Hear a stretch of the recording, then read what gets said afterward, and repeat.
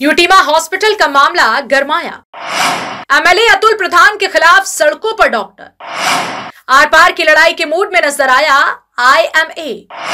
अपनी मांगों को लेकर आईएमए ने दिया डीएम को ज्ञापन। मेरठ में सपा विधायक अतुल प्रधान और यूटीमा हॉस्पिटल प्रबंधन के बीच चला रहा विवाद अब और चरम पर पहुंच गया है। सपा विधायक अतुल प्रधान के रवैये और बार बार हॉस्पिटल और डॉक्टर्स को निशाने पर लिए जाने से नाराज आईएमए के डॉक्टर्स ने पैदल मार्च निकाला। जिले के सभी डॉक्टर मिलकर डीएम कार्यालय पहुंचे, जहां उन्होंने सरधना से विधायक अतुल प्रधान के खिलाफ जमकर नारेबाजी की और जिलाधिकारी को अपनी मांगों से संबंधित ज्ञापन सौंपा।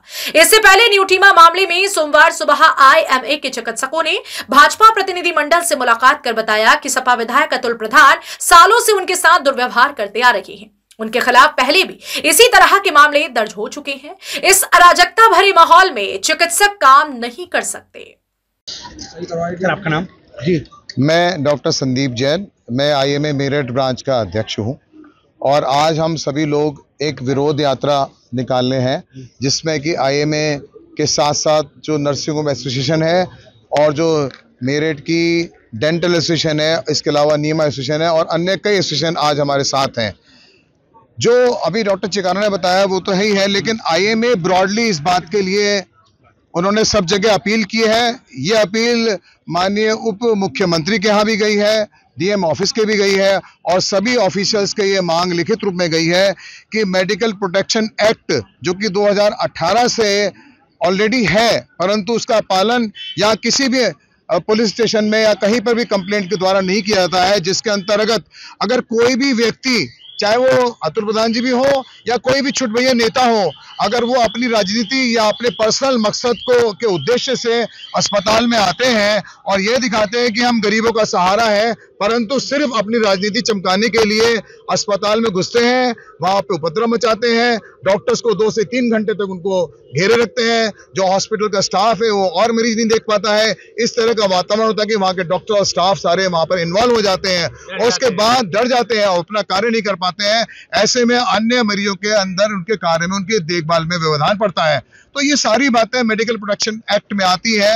यदि ये एक्ट सख्ती से लागू हो तो ऐसा कोई भी नेता, ऐसा कोई भी छुटभैया इस बात की हिम्मत नहीं करेगा कि वो अस्पताल में आए और इस तरह का प्रकरण करे। क्यों? क्योंकि यह एक्ट इतना सॉलिड एक्ट है कि अगर इसके अंतर्गत चार्जशीट होने के बाद ये कोर्ट में जाएगा तो नॉन बेलेबल वारंट है, यानी कि इसकी बेल इलाहाबाद या लखनऊ से होती है, मेरठ में नहीं हो सकती। परंतु इस प्रावधान, इस एक्ट को यहाँ पर किसी भी पुलिस स्टेशन में या कहीं पर भी इसका पालन नहीं किया जाता है। तो आईएमए की लड़ाई इस बात से है कि डॉक्टर्स के, किसी के डॉक्टर या किसी अस्पताल में किसी भी प्रकार की अराजकता और अगर किसी भी डॉक्टर के ऊपर मानसिक अगर उसके ऊपर प्रताड़ना की जाएगी और इस तरह का माहौल क्रिएट किया जाएगा जिसमें कि अस्पताल के कार्य में विधान पड़ेगा, तो ऐसे किसी भी एक्ट के खिलाफ आईएमए क्या, पूरा मेरठ क्या, पूरा यूपी क्या, पूरा हिंदुस्तान का आईएमए हमारे साथ है और वो यही डिमांड करता है कि इस एक्ट को सख्ती से पालन किया जाए और इसके अंतर्गत जो भी अगर लोग आते हैं जिन पे ऐसी कार्रवाई, जिसमें कि अतुल प्रधान जी का भी नाम है, तो उन पे सख्त से सख्त कार्रवाई की जाए।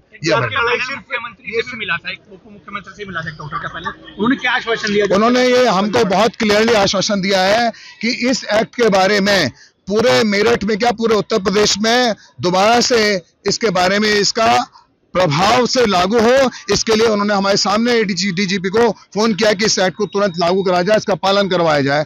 और उन्होंने कहा कि हमने जिस तरह की कम से कम 16 कंप्लेंट दी गए हैं, जिसमें कि ये यूटीमा की कंप्लेंट भी है और अन्य हॉस्पिटल्स के भी हमारे रिप्रेजेंटेटिव हैं, उसमें सभी बातें दी गई हैं। उन्होंने कहा कि इन सभी के ऊपर तुरंत एक्शन होना चाहिए और उन्होंने वायदा किया है कि 3 से 4 के दिन के अंदर इस पे कोई ना कोई एक्शन आपको मिलेगा।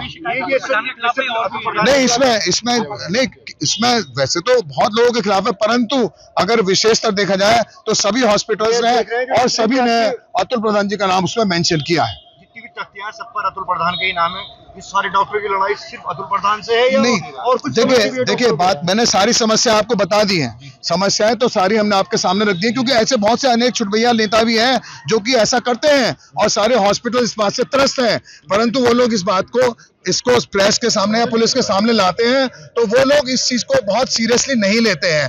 और अतुल प्रधान जी का नाम विशेषतर इसीलिए आया है कि जितनी भी कंप्लेंट्स गई हैं, जितनी भी कंप्लेंट्स हमने वहां पर भेजी है, उसमें सभी में ज्यादातर नाम अतुल प्रधान जी का है और वो ये काम फ्रीक्वेंटली करते हैं। देखिए, ये केवल राजनीतिक मुद्दा है और एक नैरेटिव सेट किया जा रहा है कि गरीब जनता की सेवक के फॉर्म में ये अपने को उभार रहे हैं, जबकि मेरठ के डॉक्टर्स पिछले अनेक वर्षों से गरीब जनता की सेवा करते आए हैं। बिल्स पे आज तक कभी कोई लड़ाई नहीं हुई है। आयुष्मान भारत का पालन, जब ये योजना आई थी तो बहुत से उस समय डॉक्टर्स हिचक रहे थे, लेकिन सभी मेरठ के डॉक्टर्स, आईएमए के डॉक्टर्स आगे आए, आयुष्मान योजना ली उन्होंने, जबकि उस समय ये लग रहा था कि शायद इसमें डॉक्टर की फीस नहीं भी मिलेगी और कम भी मिली तो भी ये किया गया। तो आयुष्मान योजना है, अगर गरीब जनता है तो उसके लिए, और प्राइवेट डॉक्टर्स भी गरीबों के लिए हमेशा तैयार है। छोटा सा सवाल, सस्ता इलाज कैसे हो, डॉक्टरों का सुझाव? अगर आप यहाँ के बिल्स को कंपेयर करेंगे दिल्ली से, जो कि यहाँ से केवल 70 किलोमीटर दूर है, तो 5 गुना अधिक है। 5 गुना, मतलब ये मैं आईएमए सेक्रेटरी की हैसियत से, बड़े जिम्मेदारी से 1200 डॉक्टर्स की तरफ से कह रहा हूँ कि यहाँ के किसी भी हॉस्पिटल का आप बिल उठा लीजिए और उसके कंपैरिजन में सेम इक्विपमेंट और सेम सुविधा के साथ दिल्ली का बिल कंपेयर कर लीजिए तो 5 गुना आपको अधिक मिलेगा। तो गुणवत्ता एंड सस्ता, डेफिनेटली ये दोनों ही बातें हैं। गरीबों का इलाज कैसे होगा? आयुष्मान योजना में भी होगा, और हमें जब आप बताएंगे कि ये गरीब है, गरीब का होने का पैमाना क्या है? एक आदमी स्कॉर्पियो से उतरता है और अंदर आके कहता है मैं गरीब हूँ, क्या पैमाना है इसका? आप बताइए। अगर कोई पैमाना है तो डेफिनेटली उसको फॉलो किया जाएगा और किया जाता है। जो ये हमें बोल भी देता है कि मैं गरीब हूँ तो हमें मान लेता है। मैं कई बार एक शब्द बोलता हूँ कि भैया ईश्वर आपको देख रहा है, अगर आप ये बोल रहे हो मैं गरीब हूँ तो मैं ये काम जो आप कह रहे हो मैं कर देता हूँ, लेकिन ईश्वर को सोच के। आज एक विधायक के लिए सभी डॉक्टरों को सड़क पर उतरना। ये केवल विधायक के खिलाफ लड़ाई नहीं है, ये अव्यवस्था, जो अराजकता और जो आत्मसम्मान को ठेस पहुंचाई गई है उसके खिलाफ लड़ाई है। इसको केवल विधायक न्यूटिमा की लड़ाई आप नहीं बनाइए। ये तो सीधे सीधे डॉक्टर के एक तरह से लूट खसोट का धंधा बना रखा है, चोर बना रखा है। ये एक अस्मिता है। ये लड़ाई तब तक जारी रहेगी जब तक ये नैरेटिव जारी रहेगा। ये नैरेटिव बंद होना चाहिए, लड़ाई आज ही खत्म है। चिकित्सकों ने बताया कि एक मरीज के बिल को लेकर विधायक ने अपने समर्थकों के साथ अस्पताल में जमकर हंगामा किया और मरीज को पूरा बिल दिए बिना ही ले जाया गया, जबकि मरीज का बिल दूसरी जगह की तुलना में बहुत कम था। लेकिन इस तरह की घटनाएं कई बार हो चुकी हैं, इसलिए अब चिकित्सकों ने आर पार का मन बना लिया है। मैं नर्सिंग होम चला रहा हूँ, फ्यूचर प्लस हॉस्पिटल है। वहाँ पे अतुल प्रधान जी की विधानसभा के बहुत सारे पेशेंट्स आते हैं, सब लोग जानते हैं, बहुत प्यार से बात करते हैं। होता क्या है कि किसी मरीज का बिल 20,000 बना, मरीज के 10,000 जमा करा दिए, 10,000 पेंडिंग हो गया। अतुल प्रधान जी की बात नहीं कर रहा मैं, उनके गुर्गे हैं, नाम लेना पड़ेगा मुझे। हमारे अध्यक्ष जी बहुत सभ्य भाषा में बोल रहे हैं, क्योंकि हम लोग भी राजनीति करते हैं तो राजनीति का जवाब राजनीति के हिसाब से देना होता है। वो 10,000 रुपए में डील कर लेते हैं, मरीज के साथ डील कर लेते हैं, उसमें से पैसा ले लेते हैं। मरीज से 6,000 रुपए ले लेंगे, मरीज के 4,000 बच गए, उस 6,000 में से 2,000 दे देंगे नर्सिंग होम को अगर दिए तो, बाकी 6 के 6,000 अपनी जेब में रख लेते हैं और वहाँ पे देंगा मुश्ती करके जबरदस्ती मरीज को ले जाते हैं। मेरे पास अपने नर्सिंग होम के प्रूफ हैं इस चीज़ के। मैंने ये बात अतुल प्रधान जी को बताई, उन्होंने कहा कि मैं उस आदमी को जानता नहीं। उस आदमी ने अतुल प्रधान का नाम लिया, मेरे सामने नाम लिया। होता क्या है कि काम कर रहे हैं। बिल्कुल मैं बताता हूँ, मरीज एक हमारे साथ खुशी नहीं आ रहा, दुख में आता। कह रहे हैं वो सिर्फ अतुल प्रधान के ही नाम लेते हैं या किसी और राजनेता के? वहाँ पे उधर नहीं, राजनेता के नाम नहीं, राजनेता डायरेक्टली बात करते हैं, अपने आप भी उनके आदमी भी आते थे, डॉक्टर फलाने आदमी का, तो हम लोग सबको जानते भी है, सब लोगों से परिचय भी रहता है, सभी नर्सिंग होम में सभी सभ्य तरीके से बात करते हैं। हमें मरीज पे इतना भी हम मजबूरी में कर रहे हैं, क्योंकि अतुल प्रधान ने हमें सड़क पे आने का कारण दिया। मरीज एक परेशान हाल में आता है, हम लोग मरीज को फोर्स नहीं करते हैं। वो ये होता है कि इतने पैसे हैं और कोई गुंजाइश है जी कि डॉक्टर साहब इससे ज़्यादा नहीं हो पाएगा, ठीक है कोई बात नहीं है, हम लोग करते हैं इस चीज़ को। 90% हॉस्पिटल्स ऐसा कर रहे हैं। और जो सीएमओ ऑफिस की व्यवस्था के बारे में अतुल प्रधान जी बात करते हैं, ये सिफारिश करते हैं कि झोला छाप या कुछ ऐसे इसके लोगों को जो डॉक्टर भी नहीं है, उनको इनकी सिफारिश पे लाइसेंस दे दिया जाता है, मुंह से नीचे कर रजिस्ट्रेशन दे दिया जाता है, और वो ये सब काम करते हैं जो उनकी ये अपेक्षा रहती है। वो लोग हिस्सेदारी किससे कितनी करते हैं ये लोग हम नहीं कह सकते। जो प्रशासन ने जांच की उसमें पाया गया कि अभी से दवाई मिलती इसका जवाब मैं देने जा रहा था, इसलिए मैंने आपसे एक रिक्वेस्ट की थी, निवेदन किया था।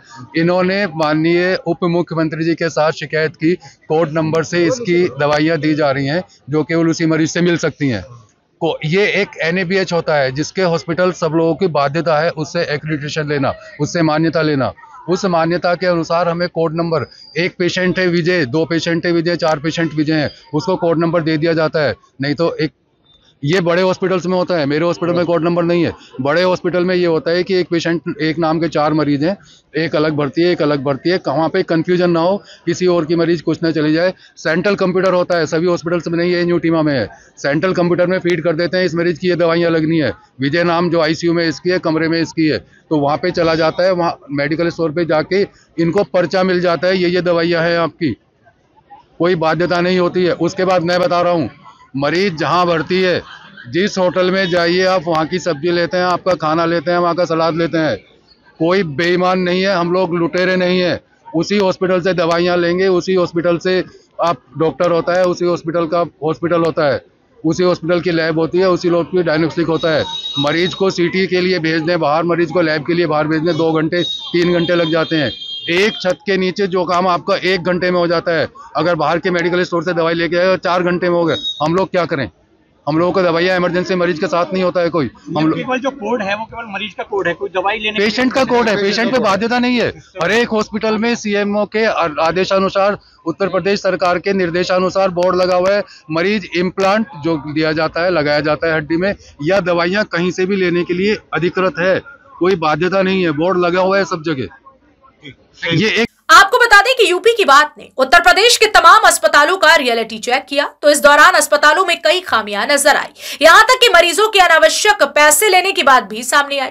बहरहाल इस मामले में सत्यता जो भी हो वो तो बाद में पता चलेगा, लेकिन इस समय न्यू टीमा अस्पताल का मामला गरमाया हुआ है। इस मामले में सपा विधायक और IMA आमने सामने है। Bureau report.